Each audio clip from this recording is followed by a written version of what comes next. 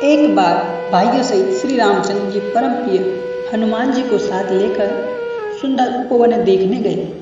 वहाँ के सब वृक्ष फूले हुए और नए पत्तों से युक्त थे।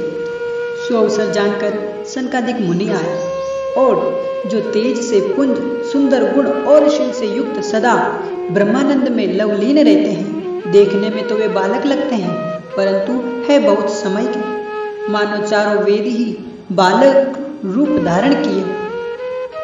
वे मुनि समदर्शी और वेद रहित हैं। दिशाएं उनके वस्त्र हैं। उनके एक ही व्यसन है कि जहाँ श्री रघुनाथ जी की चरित्र कथा होती है, वहाँ जाकर वे उसे अवश्य सुनते हैं। शिव जी कहते हैं कि हे भवानी, सनकादिक मुनि वहाँ गए थे जहाँ ज्ञानी मुनि श्रेष्ठ अगस्त्य जी रहते हैं। श्रेष्ठ मुनि ने श्री राम जी की बहुत सी कथाएं वर्णन की थी, जो ज्ञान उत्पन्न करने में उसी प्रकार समर्थ है जैसे अरणी लकड़ी से अग्नि उत्पन्न होती है।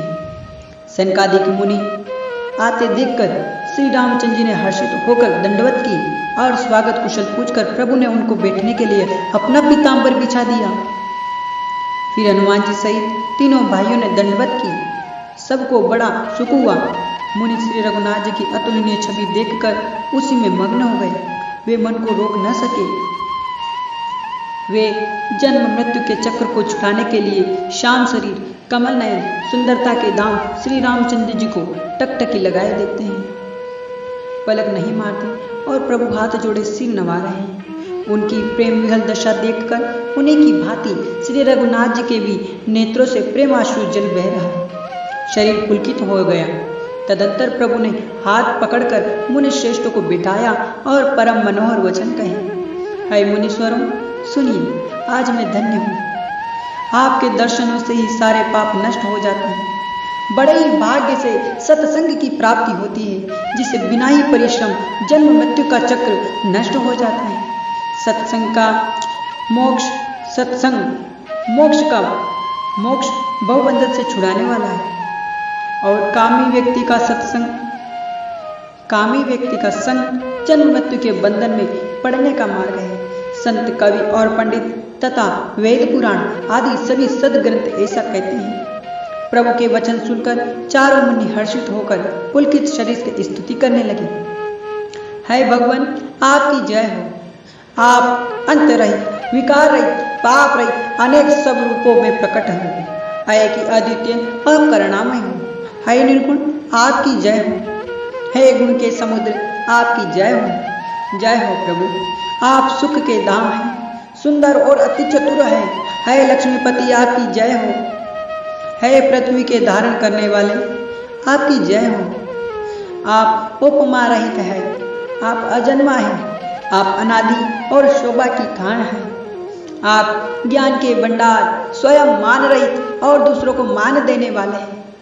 वेद और पुराण आपका पावन सुंदर यश गाते हैं। आप तत्व को जानने की इच्छा हुई सेवा को मानने वाले, अज्ञान का नाश करने वाले हैं।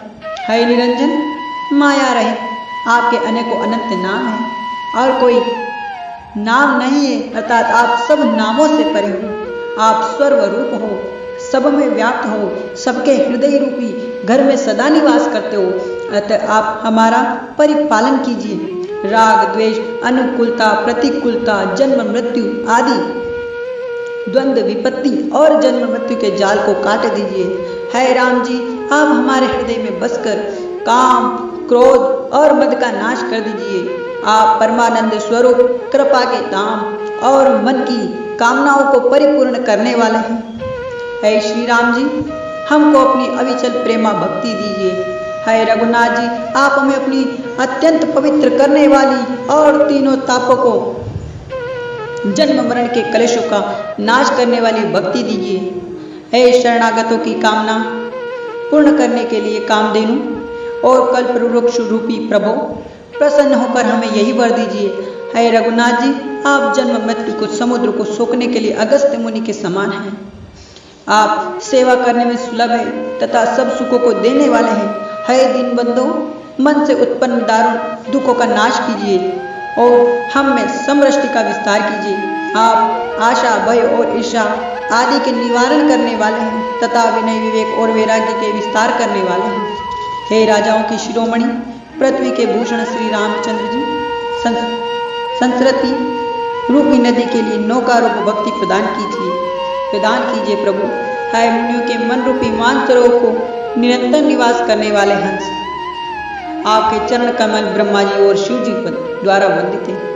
आप रघुकुल के केतु, वेद मर्यादा के रक्षक और काल कर्म स्वभाव तथा गुण रूप बंधनों के भक्षक नाशक हैं। आप तरन तारन स्वयं तरे हुए और दूसरों को तारने वाले तथा सब दोषों को हरने वाले हैं। तीनों लोकों के विभूषण आप ही तुलसीदास जी के स्वामी हैं। बोलो सियावर रामचंद्र की जय।